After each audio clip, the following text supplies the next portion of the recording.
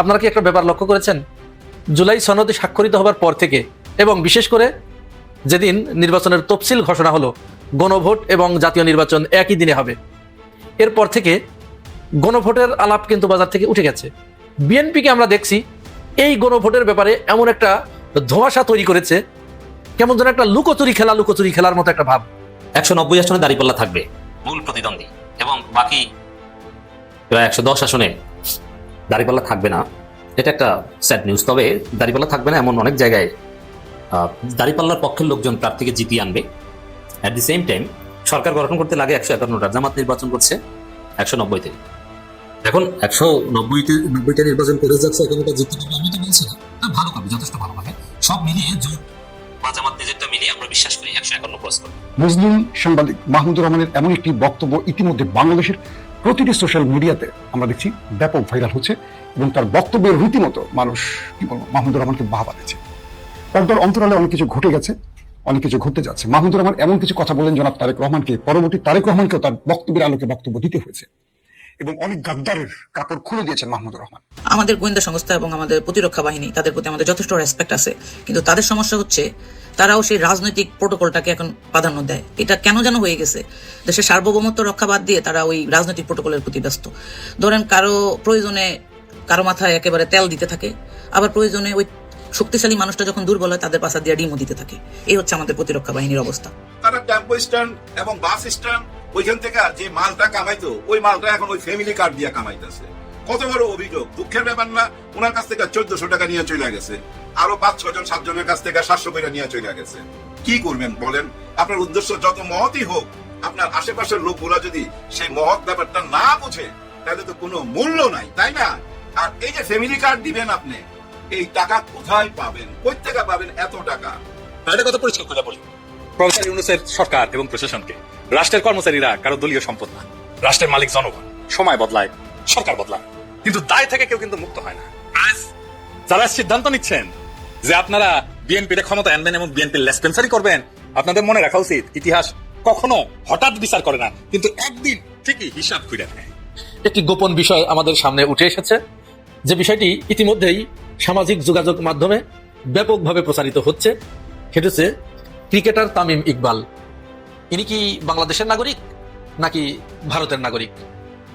সেখানে অনেকেই এরকম মন্তব্য করছে যে না, তিনি বাংলাদেশের নাগরিক নয়, তিনি ভারতের নাগরিক, ভারতের বাসিন্দা। তামিম ইকবালকে ঘিরে হঠাৎ করে এরকম আলোচনা কেন সোশ্যাল মিডিয়ায় ছড়িয়ে পড়লো? আজ ইন্ডিয়ার বিএনপিকে দরকার, কারণ জামাত অতিরিক্ত শক্তিশালী হয়ে গেছে। কাল আওয়ামী লীগ ফিরে আসলে বিএনপি অপ্রয়োজনীয় হয়ে যাবে, কারণ ইন্ডিয়ার কাছে বাংলাদেশে কেউই অপরিহার্য না, এরা সবাই রিপ্লেসেবল। আওয়ামী লীগ চলে গেছে, এখন ধরেছে বিএনপিকে, বিএনপি চলে যাবে একজনকে দিন। তাহলে প্রশ্নটা ভারত কাকে ক্ষমতা চায় এটা না, আসল প্রশ্ন হতে চায় বাংলাদেশ কি আবারও একটা কম্প্রোমাইজ অ্যাক্টরকে নিজেদের ভবিষ্যৎকে লিখতে দিবে? প্রতিবেশী রাষ্ট্র ভারতের সাথে সম্পর্কের যে টানাপোড়েন সেটা আর কয়েক ধাপ বৃদ্ধি পেয়েছে। বিশেষ করে আইপিএল থেকে মুস্তাফিজকে বহিষ্কারের পর বাংলাদেশের বিসিবি এবং আইসিসি, ভারতের ক্রিকেট কাউন্সিল সবকিছু নিয়ে একটা তালগোল পাকানো অবস্থায় চলছে। এমনকি বাংলাদেশের ক্রিকেট যে বিশ্বকাপ T20 সেখানে বাংলাদেশ খেলবে কিনা সেটা একটা প্রশ্ন আসছে। আবার আইসিসি বলছে বাংলাদেশ না খেলে তাদেরকে এখানে অনেক ধরনের পানিশমেন্টের ব্যবস্থা করবে। আবার কেউ কেউ বলছেন যে তামিম ইকবাল বলছিলেন যে আইসিসির বিরুদ্ধাচরণ করলে বাংলাদেশ ক্রিকেটেরই অস্তিত্ব হুমকির মুখে পড়বে। কেন? দর্শক, নির্বাচন যত এগিয়ে আসছে তত আমার মনে হয় যে বিএনপির এবং বিএনপির নেতাদের এক ধরনের উপলব্ধি তৈরি হচ্ছে যে আগামী নির্বাচনে আওয়ামী লীগ যেহেতু অংশগ্রহণ করতে পারছে না, সেহেতু আওয়ামী লীগের ভোটগুলো একটা বড় ফ্যাক্টর হয়ে দাঁড়াবে এবং সেই ভোটগুলো তাদের দরকার। এই ভাবনা বোধহয় তাদের মাথায় কাজ করা শুরু করেছে। আমরা দেখেছি যে পরপর 5টি বিশ্ববিদ্যালয়, পাবলিক বিশ্ববিদ্যালয়ে ছাত্র সংসদ নির্বাচনে শিবিরের কাছে ছাত্র দলের যে পরাজয় এবং শিবিরের যে ভূমিধস জয়, সেই ইকুয়েশনগুলো তারা। এর ভিতরেই আমার ভিডিওতে অনেক ভাই আপনারা আমাকে পরামর্শ দিয়েছেন যে ভাই গণভোট নিয়ে কথা বলেন, গণভোট নিয়ে কথা বলেন। আপনাদেরকে ধন্যবাদ। আমি আপনাদের কমেন্টস গুলো কিন্তু পড়ি, রিপ্লাই না দিতে পারলেও পড়ি। তো এই বিষয়টা আসলে আমাদের জারি রাখা দরকার। গণভোট এই ইস্যুটা যদি অত্যন্ত সচেতন ভাবে উঠিয়ে দেয়া যায় এবং সেই প্রসেসটাই চলছে, তাহলে কিন্তু আমাদের বড় বেশি ক্ষতি হয়ে যাবে। এখন আসুন, গণভোটের ব্যাপারে আসলে বিএনপি এই মুহূর্তে কি চিন্তা করছে এই বিষয়ে আমি কথা বলার আগে 3টা ভিডিও ক্লিপ আমি আপনাদেরকে দেখাবো। প্রথমে আমরা মির্জা ফখরুল ইসলাম আলমগীরের একটি ভিডিও দেখাই, সবকিছুই ছোট। এটা দেখলে তারপরে আপনাদেরকে আমি ওই বিষয়ে কথা বলবো, তাহলে আপনাদের কাছে বুঝতে খুব সহজ হবে এবং পানির মতো পরিষ্কার হয়ে যাবে। আসুন ফখরুল ইসলাম আলমগীরের ভিডিওটা দেখি। আমাদের পার্টির স্ট্যান্ড সেটা নয়। আপনারা জানেন যে গণভোটে আমরা নিজেরাই একই দিনে গণভোট এবং আপনার জাতীয় সংসদ নির্বাচন চেয়েছিলাম, সেভাবেই হয়েছে। এবং এই সংসদের আপনার যে সংস্কারগুলো নিয়ে গণভোট হচ্ছে, সেই সংস্কারগুলো তো আমারই আপনার বহু আগে আপনার 2016 সালে এবং 2023 সালে একটি দফার মাধ্যমে আমরা সেটা জাতির সামনে প্রস্তাব তুলে ধরেছি। সুতরাং সংস্কার তো আমাদের পর্যাগত, সংস্কার কি চলমান প্রক্রিয়া, সেটা সংস্কার থাকবে, সেখানে না বলার তো কোনো কারণ আছে বলে আমার কাছে মনে হয়। আচ্ছা, ফখরুল ইসলাম আলমগীর এই বক্তব্য কখন দিলেন? যখন তার দলের নেতাকর্মীদের কাছ থেকে, তার বিভিন্ন মাঝারি মানের নেতাদের, হাই লেভেলের নেতাদের পক্ষ থেকে যখন না ভোটের ক্যাম্পেইন চালানো হচ্ছে এবং এই ব্যাপারে জনগণের ভিতরে যখন মিশ্র প্রতিক্রিয়া তৈরি হয়েছে, মানুষ যখন সমালোচনার মুখে এনেছে, ঠিক তখন ফখরুল ইসলাম আলমগীর যেন ওই কাটা ঘায়ের উপরে একটা মলমের প্রলেপ দিয়ে তিনি এটাকে একটু ঢাকার চেষ্টা করলেন, অর্থাৎ আমাদেরকে ভুলিয়ে দেবার চেষ্টা করলেন। এবার আসুন আমরা আমির খসরু মাহমুদের একটা বক্তব্য শুনি, তিনি গণভোটের ব্যাপারে কি বলছে দেখুন। গণভোট বলে কিছু নাই, গণভোট বলে কোনো আলোচনার বিষয় নেই। এটা ওখানেও কোনো এজেন্ডাই ছিল না, এখন গণভোটের কোনো এজেন্ডা নেই। আর যেটা ছিল একমাত্র সেটা নির্বাচনের দিন যদি হয়, সেটার উপরে ঐক্যমত হয়েছে, ওর পরিপ্রেক্ষিতে সভা শেষ হয়েছে, এরপরে নতুনভাবে ঐক্যমত হওয়ার কিছু নাই। যেটা ঐক্যমত হওয়ার অতটুকু হয়েছে, চ্যাপ্টার ওখানে ক্লোজ হয়েছে। তাহলে আমির খসরু মাহমুদ যখন গণভোটের ব্যাপারে এই ধরনের নেতিবাচক মন্তব্য করেন, তখন কি আমাদের আর কিছু বুঝতে বাকি থাকে যে এই বিএনপি গণভোটের ব্যাপারে কি চিন্তা ভাবনা করছে? আচ্ছা, নেতার কথা যেরকম, নেতাদের কথারই তো প্রতিফলিত হয় কর্মীদের মুখে। এবার আসুন আমরা ওই যে যুব দলের যে ছেলেটা, ওই যে নয়ন নাম, যে এই সে কি বলছে গণভোটের ব্যাপারে, আসুন তার কথা শুনি একটু। আমার মনে হয় যে এই মুহূর্তে গণভোট নামে একটা ফাইজলামি করা, জাতির সাথে একটা তামাশা করা। জাতি চাচ্ছে এখন জাতীয় নির্বাচন, জাতীয় চাচ্ছে ব্যালটের মধ্যে দিয়ে ভোট। সেই ভোটের বাইরে গিয়ে গণভোট বলেন বা এক্স ওয়াই জেড যে পায়তারাই করুক না কেন, এই পায়তারাকে বাংলাদেশের জনগণ রুখে দেবে ইনশাআল্লাহ। ধন্যবাদ। হ্যাঁ, শুধু এখানেই কিন্তু শেষ নয়, শুধু নয়নই এরকম বলছে না। এবার আমাদের মির্জা আব্বাস ভাইয়ের যে ওয়াইফ আফরোজা আব্বাস, তিনিও দেখুন পোস্ট করেছেন। আচ্ছা, তাহলে এই যে নেতারা, এই মানের নেতারা যখন এই ধরনের কথা বলছেন, গণভোটকে না জয়যুক্ত করতে বলছেন, শুধু এখানেই শেষ নয়। একটা ভিডিও ভাইরাল হয়েছে, আপনারা প্রত্যেকেই এই ভিডিওটি দেখেছেন।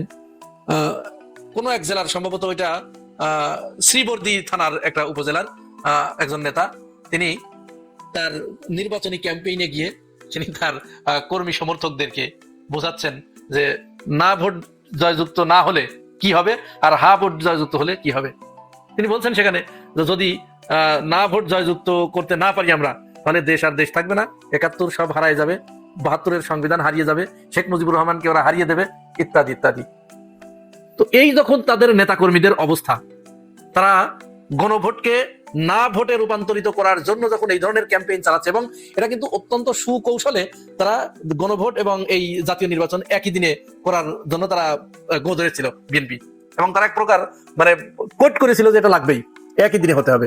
উদ্দেশ্যটা কিন্তু ওইটাই ছিল, যে কোনো ভাবে ওইটার গুরুত্ব নষ্ট করে দেওয়া। জামাত ইসলাম কিন্তু ওই সময় বলেছিল যে একই দিনে যদি গণভোট এবং জাতীয় নির্বাচন হয়, তাহলে কিন্তু এই গণভোটের কোনো গুরুত্ব থাকবে না। এবং আপনি মনে করেন যে এখন তো পরিবেশ পরিস্থিতি যেটা, সেটা সুষ্ঠু নির্বাচন কিন্তু আমরা আশা করতে পারি না এখনো পর্যন্ত, সেখানে ব্যালট ছিনতাই হয়ে যাবে।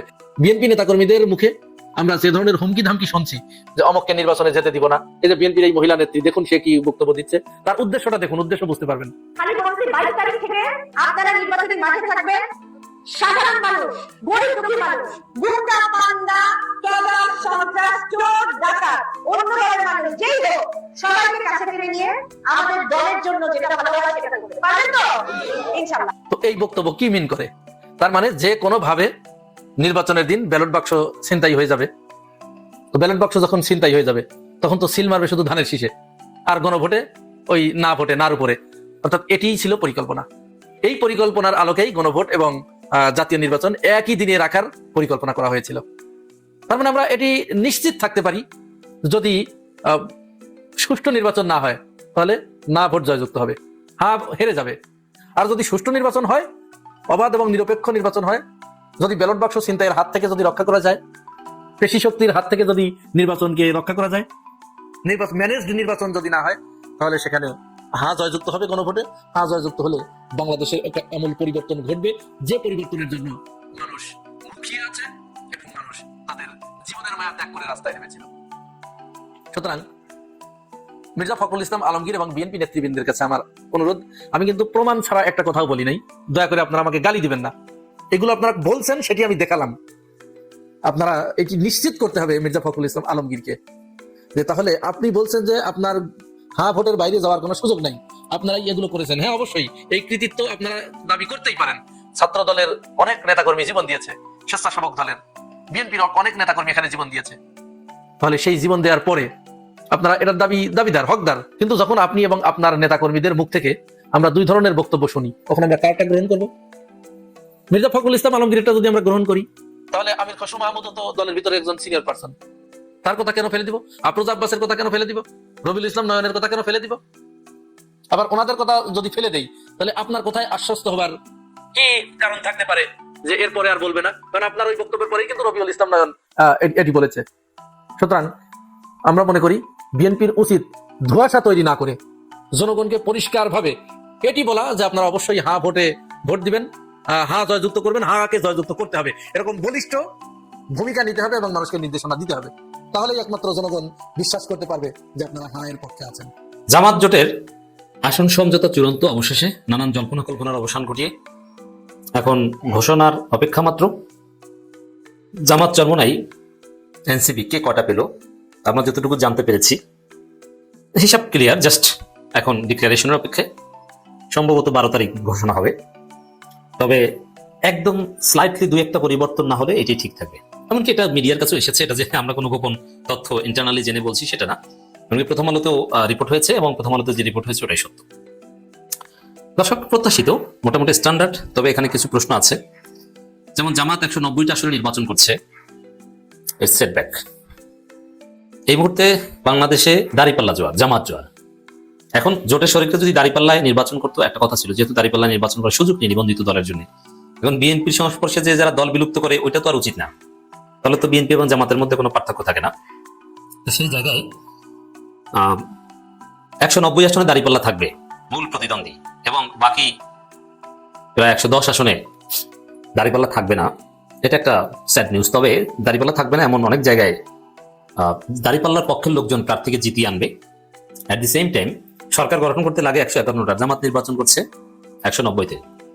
এখন 190টা নির্বাচন করে যাচ্ছে, এখন ওটা জিততে পারবে আমি তো বলছি না, ভালো করবে, যথেষ্ট ভালো করবে। সব মিলিয়ে জোট বা জামাত নিজেরটা মিলিয়ে আমরা বিশ্বাস করি 151 ক্রস করবে। দর্শক, এটা সবচেয়ে গুড নিউজ যে জামাত জোটের আসন সমঝোতা নিয়ে নানান টানাপোড়েন কেটে গিয়েছে। আর এটা একটা চ্যালেঞ্জ ছিল, বিএনপি দোয়া করেছিল যাতে এই জটিলতা না কাটে, এবং জামাত জোট ভাঙার নানান চেষ্টা করেছিল, কিন্তু ভাঙতে পারেনি। আর সমঝোতা যা দাঁড়িয়েছে তাতে জামাত নজিরবিহীন ছাড় দিয়েছে। আমিরে জামাতের উদারতা ইতিহাসে স্বরাক্ষরে লেখা থাকবে জামাত ক্ষমতা আসলে, যে এরকম উদারতা দেখিয়ে নজিরবিহীন ছাড় দিয়ে শেষ পর্যন্ত জোটকে ক্ষমতা এনেছিল জামাত। আমরা সেই ইতিহাস দেখতে চাই। আসল প্রথম আলো রিপোর্ট থেকে আপনাদেরকে শোনাচ্ছি। সংশ্লিষ্ট সূত্র বলছে, একটা কথা বলি, প্রথম আলো নিয়ে আমাদের সমালোচনা আছে। প্রথম আলো ভারতের দালাল পত্রিকা, কিন্তু প্রথম আলোর যে সোর্স এবং প্রথম আলো যে তথ্য বের করতে পারে, এটা এখনো বাংলাদেশের যে কোনো মিডিয়ার চেয়ে শক্তিশালী। এমনকি জামাতের ভিতরের কথা পেটের ভিতর থেকে বের করে আনতে পারে প্রথম আলো। কিভাবে পারে? প্রথম আলোর জামাত বিটে যারা কাজ করে বা যে কাজ করে, শিবিরের সাবেক সাথী এবং ব্যক্তিগতভাবে জামাতের অনেক নেতার সাথে ঘনিষ্ঠ সম্পর্ক। এটা একটা, এখন শিবিরের সাবেক সাথী এটা মতিউর রহমানও জানেন, কিন্তু তারপরও এই জায়গায় তাকে লাগবে। আর তিনি এখন জামাতকে ফেভার করেন, এটা না, শিবিরের সাবেক সাথী হলো তিনি প্রথম আলো এডিটোরিয়াল করেছেন, যে রিপোর্ট করেন, আর তিনি রিপোর্ট করলে যে এইভাবে ছাপানো হয় তারা প্রথম আলোতে নিজের মতো করে ছাপায়, তবে তথ্য সংগ্রহ করতে পারে। ঠিক তদ্রুপ বিএনপির ভিতরে তথ্য বের করে আনার দায়িত্ব প্রথম আলোর যার উপরে, ওটাও একই লোক প্রায় কাজ করেন, কিন্তু আরো কিছু লোক আছে সাথে, তারা ব্যক্তিগতভাবে বিএনপির সাথে সম্পর্কিত এবং ছাত্র জীবনে ছাত্রদল করতেন। অতএব প্রথম আলো এমনি এত বাটপারি করেও টিকে নাই, আর এমনি এত বড় পত্রিকা হয়নি, স্পেশাল অনেক কিছু আছে। সেই প্রথম আলো বলছে, এটা সত্য কথা, আপনি চাইলেও জামাতের নায়েব আমির, অ্যাসিস্ট্যান্ট সেক্রেটারি, নির্বাহী পরিষদ অনেক সদস্যের সাথে চা খাওয়ার শিডিউল পাবেন না, কিন্তু প্রথম আলো সাংবাদিক দেখেন তার গাড়ির মধ্যে ঘুরে, এবং নানান আলাপচারিতা চা খাওয়া, চাইনিজ খাওয়ার মধ্যে সে তথ্য বের করে ফেলে। এরকম অনেক ঘটনা আমি জানি। এটা সাংবাদিকতার একটা পার্ট, এটা অন্যায় যে সব ক্ষেত্রে তা না।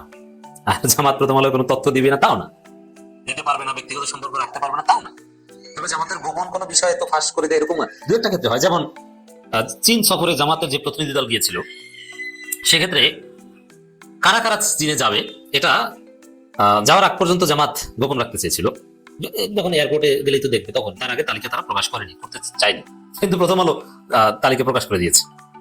এরকম অনেক ঘটনা অনেক সময় ঘটে। জামাত 190টি আসন নিজেদের জন্য রেখে বাকি আসনগুলো অন্য দলগুলোকে ছেড়ে দিতে চায়। এটাই মোটামুটি ফাইনাল, মোরাললেস কিছু হতে পারে, একদম মোটামুটি 190 ধরতে পারেন। ইসলামী আন্দোলনকে 40টি, মানে চরমনাই শেষ পর্যন্ত 40টিতে ম্যানেজ হলো। তবে এটা চরমনার জন্য রেশন হলো না। চরমনাইয়ের জন্য ওয়াইজ ডিসিশন হতো if they would take less than 30 মধ্যে থাকলে চরমনাইয়ের জন্য ওয়াইজ ডিসিশন। এখন তাদের পরাজয়ের পাল্লা ভারী হবে।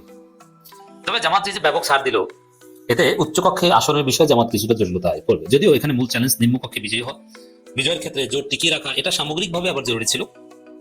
তো জোট টিকিয়ে রাখতে পেরেছে। বিএনপির বিপরীতে এটা একটা মহাজোট, 71-এর পক্ষের শক্তি, 24-এর পক্ষের শক্তি, হুজুর, গায়েরে হুজুর, লিবারেল, কট্টর ইসলামপন্থী সবাই এক। মামুনুল হক, সর্বনাই, পীর, মুরিদ, তরিকত, হাকিকাত, মারেফাত সবাই এক হয়েছে। চরমনাই হচ্ছে মারেফাত, জামাত হচ্ছে হাকিকাত, মামুনুল হক হচ্ছে শরীয়ত, সব এক। আমি মজা করে বললাম। দর্শক, এই জায়গায় এনসিপি কে 30টি, এই যে যারা গুজব ছড়িয়েছিল বিএনপির দালালেরা যে 10টি আসন, এখন কি হবে? এনসিপি 30টা সাংগঠনিক শক্তি বিবেচনায় পায় না, কিন্তু গণঅভ্যুত্থানে তাদের ভূমিকা এবং গুরুত্ব বিবেচনায় তাদেরকে দেওয়া হয়েছে। এখন জামাত তাদেরকে জিতিয়ে আনার জন্য সর্বশক্তি নিয়োগ করবে, তাদের টাকা পয়সা দেওয়া লাগবে আর যা করা লাগবে, অর্থাৎ টেনশনের কিছু নেই। এবং এই এনসিপি 30টার একটা বড় অংশ সাবেক শিবির হওয়ার কারণে বিষয়টা আরো সুন্দরভাবে হবে। বাংলাদেশ খেলাফত মজলিসকে 15টি, খেলাফতের আরেকটা অংশকে 7টি। তবে এই যে খেলাফত মজলিস 15টি, খেলাফত মজলিস 7টি, এটা আমি মনে করি নিঃসন্দেহে বেশি হয়েছে। এই মামুনুল হকের খেলাফত মজলিস, আরেকটা খেলাফত মজলিস, এই দুই দলকে মিলিয়ে সভাপতি সেক্রেটারি মিলিয়ে সর্বোচ্চ 4টা, এর বেশি দেয় একদম ঠিক হয়নি। 4টা দিলে ঠিক ছিল, চরমনে এনসিপির হিসাব আলাদা। কিন্তু খেলাফত মজলিস, মামুনুল হক বাদে খেলাফত মজলিস বলতে কি আর এক খেলাফত মজলিসকে তো আমি নিজেও চিনি, যদিও খেলাফত মজলিসের সেক্রেটারির সাথে একবার খাওয়া দাওয়া হয়েছে, কিন্তু নাম ছবি মনে রাখতে পারি না। এলডিপিকে 7টি, এলডিপি 7টা পায় না, এলডিপির জন্য 2টা রাখলে ঠিক ছিল। তো এই সব জায়গায় এলডিপি 7টা নিতে পেরেছে। এবি পার্টিকে 2টা, এটা ঠিক আছে। বিডিপিকে 2টা, বিডিপি 2টা, এটা কিছু না। বিডিপি ও জামাত, নিজামুল হক নাইম জামাত, অতএব বিডিপি এটা কোনো সাবজেক্ট না। মূল হচ্ছে এলডিপি কে 2টা দিলে ভালো হতো, খেলাফত মজলিস, খেলাফত আন্দোলন 2টাকে মিলে 2 4টা। তো এইসব সব মিলিয়ে এখানে মিনিমাইজ করলেই তো জামাত 200+ হয়ে যেত। অতএব দর্শক, ভালো মন্দ মিলিয়ে কিছু সমালোচনা বা কিছু বাস্তবতা মেনে হলেও শেষ পর্যন্ত জোট টিকে গিয়েছে, সমঝোতা হয়ে গিয়েছে। 12 তারিখ ঘোষণা আপনার পাবেন। সেই বিষয়গুলো বলবো, মিডিয়া কেন্দ্রিক বিএনপির ভুলগুলো তুলে ধরবো, বিএনপি কেন মিডিয়া কেন্দ্রিক বারবার মার খাচ্ছে সেই বিষয়গুলো তুলে ধরার চেষ্টা করবো আজকের লাইভ সেশনে।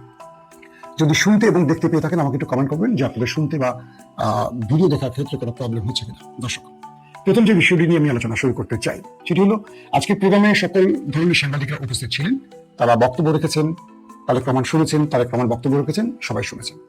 সবচেয়ে উল্লেখযোগ্য অংশ হলো মাহমুদুর রহমানের বক্তব্যটি। মাহমুদুর রহমান যখন বক্তব্য রাখছিলেন তখন পুরো মঞ্চে, মানে অডিয়েন্সের মধ্যে সব চুপ ছিলেন। অল্প কথায় বিশাল একটা হিস্ট্রি যেন তুলে দিলেন মাহমুদুর রহমান। তিনি তারেক রহমানকে উদ্দেশ্য করে বললেন যে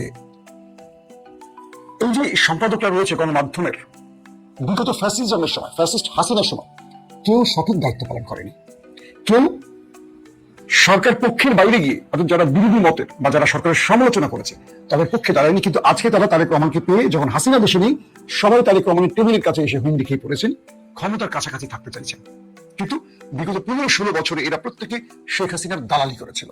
তিনি উল্লেখ করেছেন আমাদের রুহুল আমিন গাজীর কথা।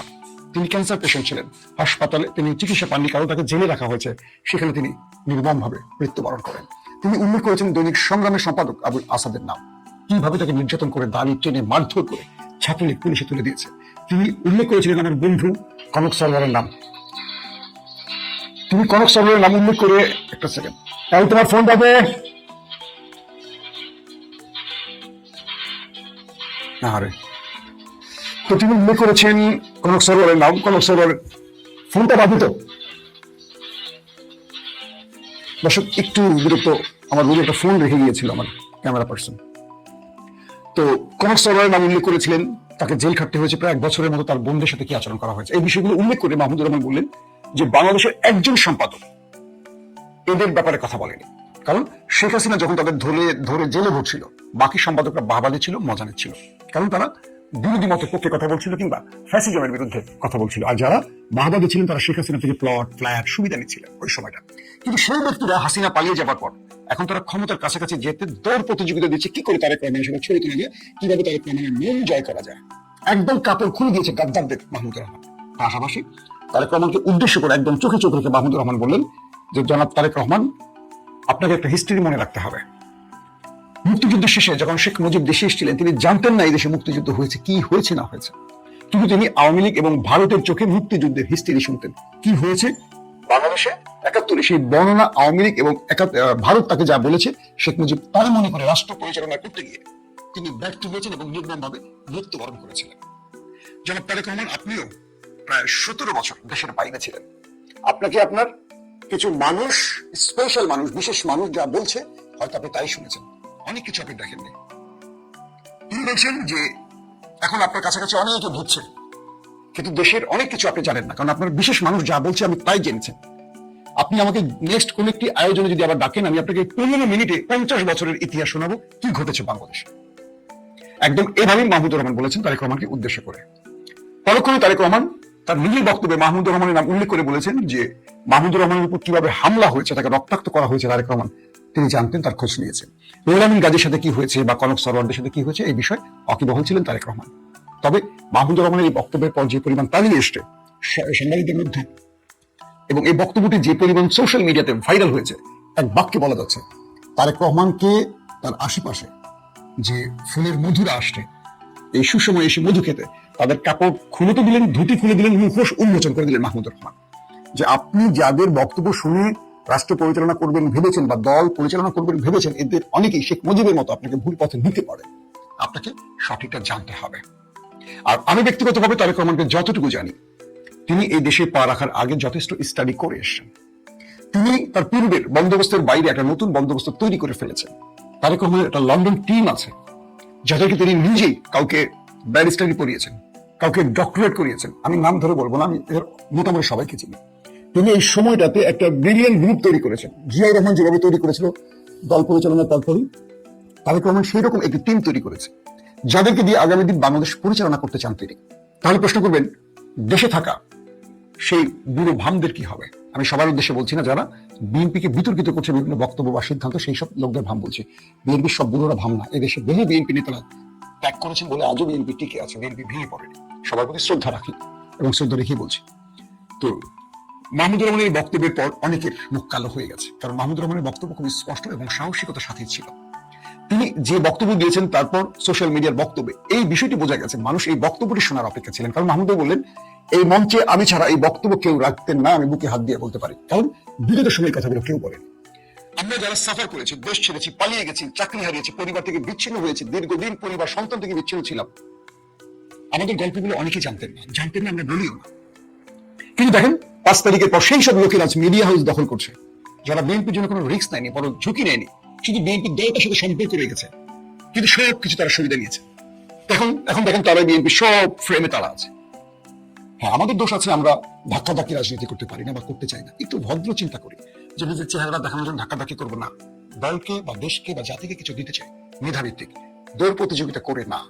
যদি যোগ্যতা থাকে পৌঁছে যাবো, যদি যোগ্যতা না থাকে দেশকে কিছু দেবো, ওইটুকু অন্ততপক্ষে কনফার্ম করতে পারি। প্রিয় দর্শক, মাহমুদুর রহমানের বক্তব্যটি এখানে শুধু উদ্দেশ্য নয়। প্রথম আলো, ডেইলি স্টার, যুগান্তর, সমকাল, অর্থাৎ বসুন্ধরা গ্রুপগুলি, প্রথম আলো গ্রুপগুলি, বাংলাদেশের যত বড় বড় গ্রুপ আছে, ৭১, সময়, 24, যত চ্যানেল আছে, যমুনা সহ প্রত্যেক সম্পাদকের কাপড় খুলে গেছে। কারণ তারা এখন সবাই দৌড় প্রতিযোগিতায় অংশ নিয়েছে কে কিভাবে তারেক রহমানের আস্থা অর্জন করতে পারে। কিন্তু তারেক রহমানকে যেটা বললাম, আমি যতটুকু জানি, কিচ্ছু হবে না, এই দৌড় প্রতিযোগিতা কিচ্ছু হবে না। তিনি প্রত্যেকের ডাটা নিয়ে এসছেন, এই ডাটা নিয়ে একদিন কথা বলবো। তিনি প্রত্যেকের আমল নামা নিয়ে দেশে ঢুকছেন, কিন্তু এখন তিনি খুব সহনশীল আচরণ করছেন, নরম আচরণ করছেন। তার প্রধান কারণটি হলো তিনি এই নির্বাচনী বৈতরণী পার হতে চান। তিনি কাউকে বিরাগ ভাজন করতে চান না, কারোর বিরুদ্ধে এই মুহূর্তে লাগতে চান না। কারণ দীর্ঘদিন দেশের বাইরে থাকায় তিনি অনেক কিছু থেকে দূরে ছিলেন, বা হঠাৎ করে তিনি কোনো অ্যাগ্রেসিভ সিদ্ধান্ত নিতে চাইছেন না। দলটাকে শক্ত পজিশনে নিতে চাইছেন, দলটাকে ক্ষমতা নিতে চাইছেন। এবং তিনি পাড়া দিয়ে দেশে দেখবেন এখন বিএনপির সিনিয়র নেতাদের মুখ বন্ধ হয়ে গেছে অনেকে, যারা বিভ্রান্তি ছড়াতে বিভিন্ন বক্তব্য দিয়ে তারা থেমে গেছে। সবার ফোকাস এখন তারেক রহমান, এর পরের সারিতে কারো ফোকাস নেই। অনেকেই তারেক রহমানের কাছে ভিড়তে পারছে না, অনেকে সময় দিচ্ছে না তারেক রহমান। আমি নাম ধরে বলবো না, একদম উচ্চ পর্যায়ের নেতা 2-3 দিন পর তারেক রহমানের দেখা পান না। তারেক রহমান এখন পায়ে হেঁটে ঘর থেকে চলে যান মসজিদে নামাজ পড়তে, চলে যান পার্টি অফিসে, কারণ তিনি পৃথিবীর সর্বোচ্চ রুল অফ লয়ের দেশ লন্ডনে 17-18 বছর কাটিয়ে এসছেন। নিজ চোখে একটা ছোট উদাহরণ না দিলে হবে না। হযরত ইউসুফ আলাইহিস সালামকে আল্লাহ কোথা থেকে কোথায় নিয়েছেন, তাকে জেলখানা পর্যন্ত নিয়েছেন, নির্যাতন ভোগ করেছেন, তারপর রাষ্ট্র পরিচালনা নিয়েছিলেন। আমার কেন যেন মনে হয় তারেক রহমানকে আল্লাহ পরিকল্পিতভাবে দেশ থেকে বিদেশে নিয়েছেন, দেখিয়েছেন সভ্যতা, সংস্কৃতি, শিষ্টাচার, রুল অফ ল, আইনের শাসন সব দেখিয়েছেন। বিশ্বাস করি বিএনপি আর ভুল পথে যাবে না যদি তারেক রহমান বেঁচে থাকেন এবং রাজনীতির মূল চাবি তার হাতে থাকে, আর তিনি যদি তার বিশেষ যে টিমটিকে শিক্ষিত করে এনেছেন দেশে, তারা তার পাশে থাকে। যদি তার বিশ্বাসঘাতকতা না করে বা প্রাসাদ ষড়যন্ত্রে তিনি জড়িয়ে না পড়েন বা ভুল প্রিসক্রিপশনের আন্ডারে না পড়ে যান, আমি তার প্রতি আস্থা রাখতে চাই। দ্বিতীয় যে বিষয়টি, এই মিডিয়াকে আমরা তো চিনি, এই মিডিয়া কারা। আজকে দেখেন বিএনপির অনেকে মিডিয়ার গুণগান গান, সেটা প্রথম আলো বলি, ডেইলি স্টার বলি, যারা দিল্লি প্রিসক্রিপশন বাস্তবায়ন করেছে দেশে। কিন্তু ইন্টারেস্টিং ব্যাপার, এই দেশে বিএনপি, জামাত সহ যারা বিরোধী মতের ছিল, কেউ আওয়ামী মিডিয়া সহযোগিতা পায়নি। আমার নিজের একটি স্মৃতির কথা বলি, হেফাজতের গোলাগুলির দিন। আমি নিউজ এডিটর, আমার ফিল্ডে কাজ নেই, কিন্তু আমি চলে গেছি দৌড়ে, আমার রিপোর্টারদের পাশে থেকেছি, আমি নিজ চোখে দেখতে গেছি। আমি দেখেছি যখন পুলিশ গুলি করছে প্রথম দিকে, পাশ থেকে দাঁড়িয়ে থাকে বৈশাখী টিভির এক সাংবাদিককে দেখলাম, আর অনেকগুলো টেলিভিশনের সাংবাদিককে দেখছি, ওইটারে মারেন, পুলিশকে বলে দিচ্ছে সাংবাদিক, ওইটারে মারেন, পুলিশ ঠাস করে মারছে, থাপ করে পড়ে যাচ্ছে। আমি দাঁড়িয়ে দাঁড়িয়ে দেখেছি। অথচ আমি কি করেছি সেই সময়টা? পুলিশকে নিবৃত করার চেষ্টা করেছে। যখনই পুলিশ গুলি করতে গেছে, আমার ক্যামেরাম্যানকে বলছে ক্যামেরার দিকে ধরো, পুলিশ ভয় আর গুলি করেনি। শেষের রাতে যেটা হয়েছে সেটা না, এটা দিনের বেলা। পুলিশ আমাকে বলছে ভাই সরে যান, আপনাদের ক্যামেরার জন্য আমরা কিছু করতে পারছি না। আমি তাকে যতটুকু পারছি ভয় দেখাবার চেষ্টা করছি, কারণ ক্যামেরার সঙ্গে গুলি করা একটু রিস্কি থাকে। আমি কি করেছি, অনেক আহত ছেলেকে 21 টেলিভিশনে গাড়িতে করে আমি হাসপাতালে পাঠিয়েছি, কারণ আমার মালিক জনাব আব্দুল সালাম তিনি এই আওয়ামী ফ্যাসিজমের বিরুদ্ধে তার মিডিয়াকে সোচ্চার কণ্ঠে, সাহসী কণ্ঠে ব্যবহার করেছিলেন, যে কারণে তিনি জেলে গেছেন। মিডিয়া বন্ধ হয়েছিল 21 টিভি, কিন্তু সব টিভি ভূমিকা রাখেনি। এই সাংবাদিকরা দাঁড়িয়ে দাঁড়িয়ে পুলিশকে বলছিলেন অমুককে গুলি, ওই যে ওইটা বেশি বাড়াবাড়ি করে গুলি করেন, ঠাস করে পুলিশ গুলি করতো, পায়ে করুক যেখানে করুক দেখতাম। এই সাংবাদিকরা এত চরিত্রহীন, আজকে তারা সব দেখবেন যেগুলি আওয়ামী লীগের দোষ, সব চেহারা পাল্টে গেছে। তো হযরত ইউসুফ আলাইহিস সালামের কথা বলছিলাম, যারা তারেক রহমানকে যারা মনে করছেন, যারা সোশ্যাল মিডিয়া তাকে নিয়ে গুজব ছড়াচ্ছেন বা তাকে নিয়ে মন্তব্য করছেন, প্লিজ এটা করবেন না। এই রাষ্ট্রের জন্য একটা জিয়াউর রহমান আমাদের দরকার ছিল। যারা তারেক রহমানের মধ্যে আমরা জিয়াউর রহমানকে দেখছি, একটু সময় দেন তাকে। অনেকে অনেক কথা বলার চেষ্টা করছেন, পুরো বিএনপি আর তারেক রহমান এক জিনিস নয়। যদি তারেক রহমানের হাত থাকে বিএনপি বা তারেক রহমান রাষ্ট্র ক্ষমতা বসেন, আপনারা জিয়াউর রহমানকে পেতে পারেন। কিন্তু বিএনপির প্রতি আমি ভরসা রাখতে বলছিলাম, তারেক রহমানের প্রতি ভরসা রাখতে বলছি। তিনি অনেককে আস্তে আস্তে সরাবেন। তিনি এই রাষ্ট্রে একটা জিনিস মনে রাখবেন, ভারত জিয়া পরিবারকে কখনো বিশ্বাস করে না, আর জিয়া পরিবার ভারতকে বিশ্বাস করে না। কিন্তু রাজনীতির কৌশলে কখনো কখনো কিছু বিষয় থাকে যেগুলো জামাতও করে। মনে রাখবেন, পর্দার অন্তরালে জামাতও করে, কারণ রাষ্ট্রে ক্ষমতায় বসতে হলে বা প্রতিবেশীদেরকে শান্ত রেখে কিছু করতে হলে অনেক রাজনৈতিক হিসেব নিকেশ থাকে, যেটা কিছু কিছু ক্ষেত্রে ব্যর্থ হয়েছে। 1 বছরের মধ্যে জেল, এরপর মৃত্যু ফাঁসি হয়ে গেছে। কি বলে একটা ইসলামিক দল এত সহজে ক্ষমতা আসতে পারবে না, কিন্তু তাকে এর দলের মতো অনেক হিসেব নিকেশ করতে হবে। জনাব তারেক রহমানকে ভারত চায় না, চায় বিএনপির অন্য কাউকে। অনেক রকম হিসেব নিকেশ আছে তারেক রহমানকে নিয়ে। কেউ তাকে নিয়ে মন্তব্য আগে একটু চিন্তা করবেন, দেশপ্রেমিক একটা মানুষকে বিতর্কিত করছেন, আমাদের লাভ, দেশের লাভ নাকি ষড়যন্ত্রকারীদের লাভ, এগুলো একটা ব্যাপার। শেষ যে কথাটি দিয়ে আমি আমার লাইফটা শেষ করতে চাই, অনেকে বলবেন আমি বিএনপি দালালি করছি না, সত্যটা বলি। আগের দিনে যেমন সত্য বলছি, আজকেও সত্য বলছি। কালকে তা বিশ্বাস করছেন, আজকে দালাল বলবেন, এটা হলো দ্বৈত চরিত্র। আমি জামাতের জন্য সত্যটা বলি, বিএনপির জন্য সত্যটা বলি। এই সত্যটা শুনবেন, ধৈর্য ধরে একটু অপেক্ষা করবেন, ভুল হলে ক্ষমা করবেন, আপনারা জানাবেন কোনটা ভুল। আমি চাই এই রাষ্ট্রটা সঠিক পথে হাঁটুক। এই রাষ্ট্রটা অনেক বিপদের মধ্যে আছে। আজকের যে মিডিয়া দেখতে পাচ্ছেন, এই মিডিয়াগুলোর চরিত্র নিয়ে আমাদের অনেক কথা বলার আছে। এই মিডিয়াগুলো বিএনপির অনেক ভুল আছে, ভালো করে খেয়াল করে দেখেন। বিএনপির কোনো শক্তিশালী মিডিয়া ম্যান নেই, যেটা আওয়ামী লীগের আছে। কালচারাল অঙ্গনে বিএনপি খুব দুর্বল, কারণ বিএনপি এই লোকগুলোকে মূল্যায়ন করতে পারে না। বিএনপি সবচেয়ে বড় ভুল হলো তাদেরকে, অযোগ্য লোক যারা বেশি তেল মারতে পারে তাদেরকে কাছে রাখে। অনেক মেধাবী মুখ হারিয়ে যাচ্ছে, ইলিয়াস কনককে হারিয়ে গেছে, যারা 16টা বছর লড়াই করেছে। এরকম লড়াই কজনে করেছে বলেন আপনারা? কিন্তু ইলিয়াস কনককে কোনো ফ্রেমে দেখছেন? কেউ দেখছেন না। উল্টো তাদের মিডিয়া বন্ধ করে দেওয়ার চেষ্টা করছে সরকার। কিন্তু কে রয়েছেন যারা গোপনে আওয়ামী লীগের সাথে আঘাত করেছেন, অনেক অর্থ বাগিয়েছেন, 5 তারিখের পর শত শত কোটি টাকার মালিক হয়েছেন। এরা বিএনপি না, এরা আওয়ামী লীগ না। এরা হলো সুবিধাবাদী। এরা নিজের সুবিধার জন্য সব কোরবানি দেয়, সব ধ্বংস করে দেয়। বিএনপিকে বুঝতে হবে, এই মিডিয়ার দখল মানে সব শেষ নয়। মিডিয়ার দখলের চেয়ে সবচেয়ে বড় জিনিস হলো মিডিয়ার মধ্যে দেশপ্রেমিকদের এস্টাবলিশ করতে হবে। মিডিয়াটাকে দখল করলেন, আওয়ামী লীগ চলে গেল, আর আওয়ামী লীগ সেট আপ নিয়ে মিডিয়া চালাচ্ছেন। শুধুমাত্র এই লোকগুলো আবার কাপড় খুলে আপনাদের বের করে দেবে হাউস থেকে। আপনারা যেভাবে আওয়ামী লীগ বের করছেন, আওয়ামী লীগ আপনাদের কালকে বের করে দেবে। লিখে রাখেন আমার এই কথাটি। তাহলে কি করবেন? মিডিয়ার মধ্যে দেশপ্রেমিকদের আনেন, ফ্যাসিজম মানে ফ্যাসিস্টদেরকে দূর করেন, ইন্ডিয়ার যারা লেসপিনস তাদের বিদায় করেন, সেকুলারদের বের করেন, যারা ইসলাম বিদ্বেষী, যারা বিএনপি বা ইসলামী দলগুলোর মধ্যে বিদ্বেষ ছড়াচ্ছে। আপনাদের মিডিয়া কেন্দ্রিক অনেক চিন্তা করতে হবে। আপনাদের সমালোচনা করলেই আপনারা তাদেরকে বট বলবেন, তাদেরকে বলবেন অমুক দলের সমর্থক না। সমালোচনা সহ্য করতে হবে।